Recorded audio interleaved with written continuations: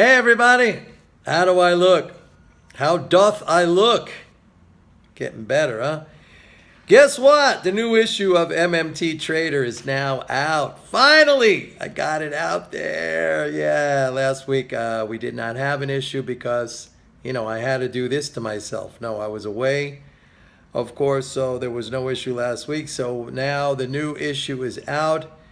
Now, one of the things I talk about, by the way, if you're on the email list, I sent it out to you, so check your email.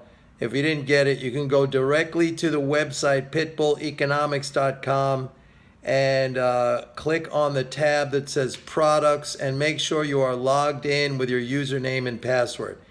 If you want to get it, along with all of the back issues, all of them, then just sign up for a 30-day free trial. Go to pitbulleconomics.com. Right there on the homepage, it says get the 30-day free trial. And while you're there, you could also try out the zombie trading, which I haven't had a chance to look at the results today, but I believe they were very, very good.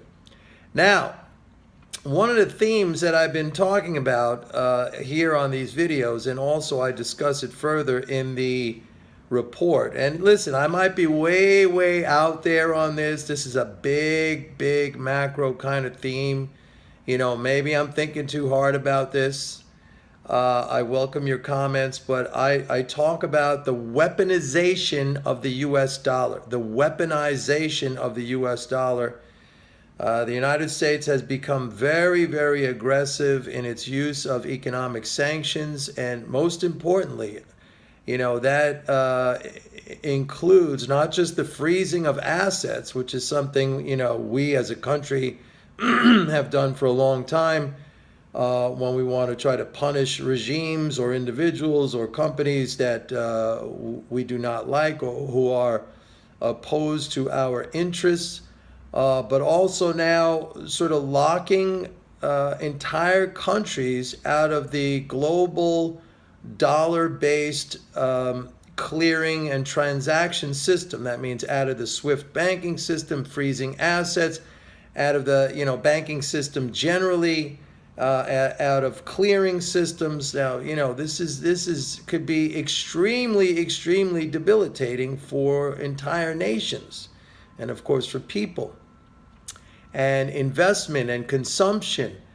Most of the world transacts in dollars, and the entire financial system really is dollar-based when it comes to clearing, when it comes to the transfer of funds, the SWIFT system, all that stuff. We have control over that, and we use that. As a matter of fact, the U.S. Treasury Department has a department within the Treasury that conducts this sort of economic warfare. This is a sort of soft warfare. Now, the question is, we know, for example, that most of the world net saves in dollars, all right?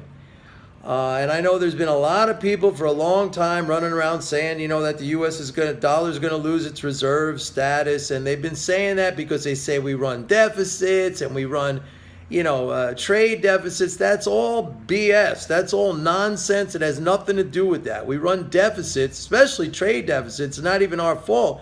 By definition, countries who want to net save in dollars must run surpluses with the United States in order to accumulate dollars. I mean, so it has nothing to do with our consumption or investment habits. It has to do with the need and the requirement. If other countries want to hold dollars, they have to run surpluses, trade surpluses with the United States. So all those people like Schiff and Jim Rogers and all those people running around for years, they simply did not understand. Now, yours truly, meaning me, I went around and I said, yes, the dollar will lose its reserve status one day by our own actions, meaning we'll do something like this.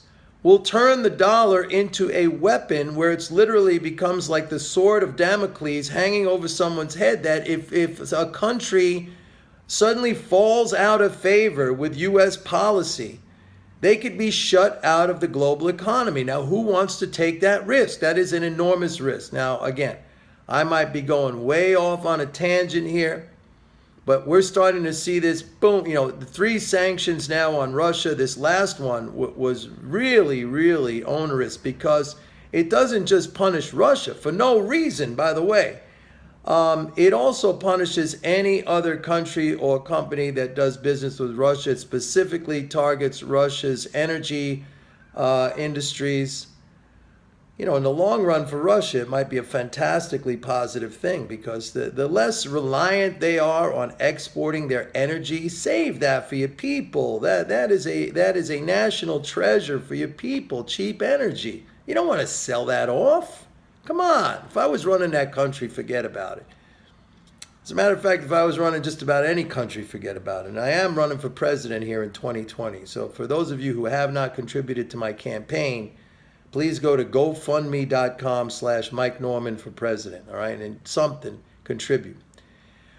So I talk about the weaponization of the dollar, and of course there's a lot of other things in there. For example, those of you who like charts, what about Dow theory? The Dow Transportation Average is down 6% in the last little over 2 weeks, but yet the Dow Industrials are flying high to new records every single day. According to Dow theory, if you follow that, and I admit it's not very scientific, it's not scientific at all, but if you follow that, that is a non-confirmation. That is a non-confirmation.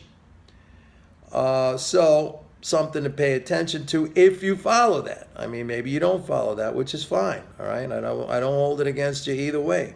I'm just saying it's very curious that the Dow Transportations, the economy's doing great. That would imply that transportation companies moving more goods, making more profits. That would imply a rising transportation average, but that has not been the case. And by the way, if the Dow Industrials fell an equivalent amount, it'd be in the mid 20,000s, 20,400. So a lot of this stuff. We bought another stock today. We took profits on First Solar last week. Excellent, up above 49. Our highest buy was 47. We bought it all the way down to 25, so we cleaned up on that. And that's it. So get the report. The report is out, everybody. The weaponization of the U.S. dollar, says Mike Norman. That is happening, folks. That is happening. I am never wrong. I am never wrong about anything. So just get the report. It's out there now. Bye-bye.